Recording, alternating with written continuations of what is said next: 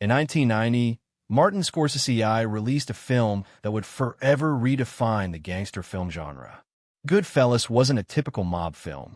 It was a frenetic, cocaine-fueled dash through 3 decades of Mafia existence that left everyone breathless and the cinema world forever altered.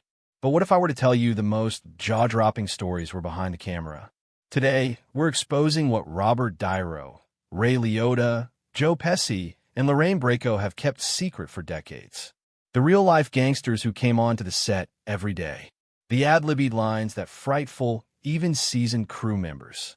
The scenes so realistic FBI agents interrogated the filmmakers. And the scary night when the true-life mobsters featured in the movie came to the premiere, sitting rows away from their actors. You think you know Goodfellas? The cast has finally spoken out about what actually went down during the production of this classic.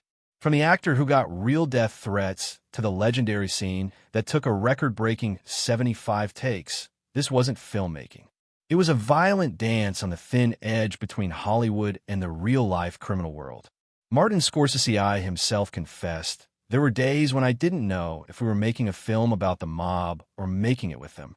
After today's revelations, you'll know just what he meant, and you'll never see Goodfellas in the same way again.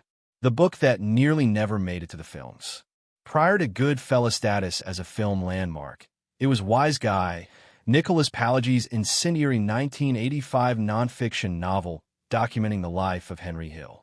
The trip from book to film almost came undone several times, stealing from us a classic. I wouldn't read it.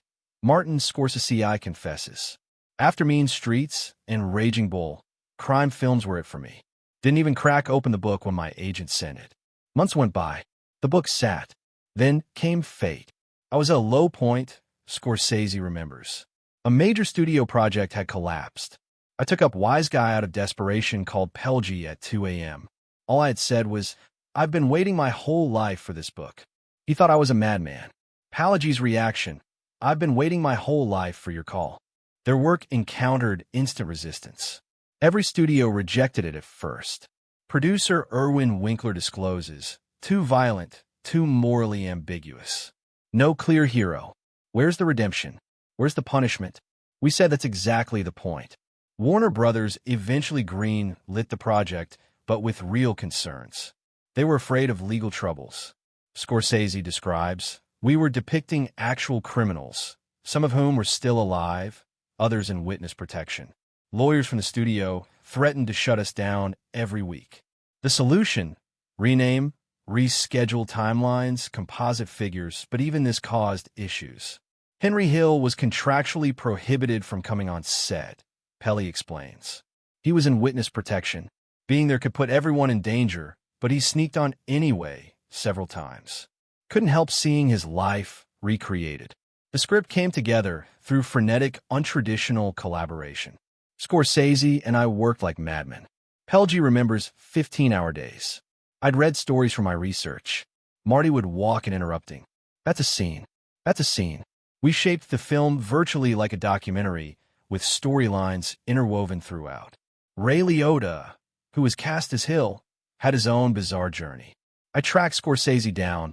He confesses with a laugh. Accosted him in a restaurant afterwards at a film festival. Came close to getting arrested the 3rd time, but I knew I was Henry. Knew in my bones. The studio insisted on established stars.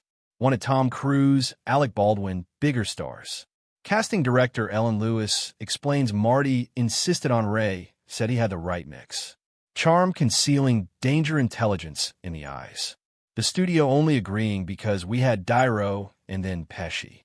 De Niro's dedication was bordering on obsession. Bob phoned the actual Jimmy Burke, renamed Jimmy Conway in the film in prison. Pileggi remembers.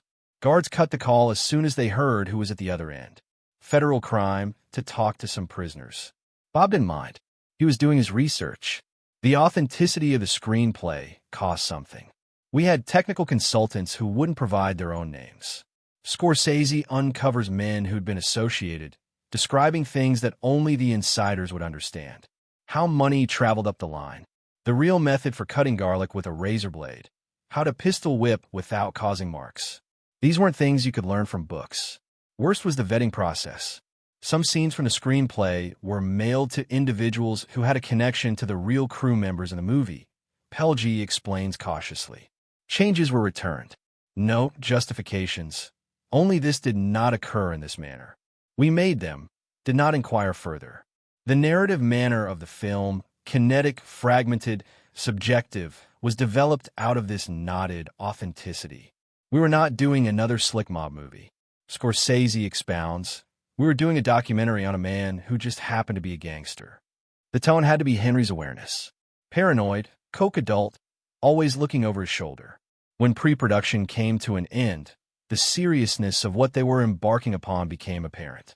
We were depicting men who murdered for less than a negative image in a movie, Liotta says softly. There was no security on set. Anyone could just walk in. It wasn't like today. I began checking under my car before driving home. The book Scorsese I barely read would become the film he was born to direct. But the peril was only just beginning. The improvisation that unsettled a nation. How funny. 2 words that made cinematic history. And they were never scripted. It's the way you tell the story and everything. How funny. I mean that Ray Liotta says eyes widening at the memory scene wasn't what we rehearsed. Not even close. The infamous exchange where Tommy Joe Pesci transitions from laughter to chilling in seconds. From your funny guy to a lethal threat came from Pesci's real-life experience. Joe told us a story in rehearsal. Scorsese explains, as a young man working at a restaurant, he once told a mobster he was funny. The guy didn't take it as a compliment. The atmosphere shifted. Joe was afraid he would die on the spot. Scorsese had an epiphany. That's the scene. The instantaneous transition from laughter to terror. The randomness of violence in this world. Instead of writing it out, Scorsese asked Pesci and Liotta to improvise. We didn't tell the other actors at the table what was coming. Liotta assures their reactions, the anxious laughter, the tension, all real.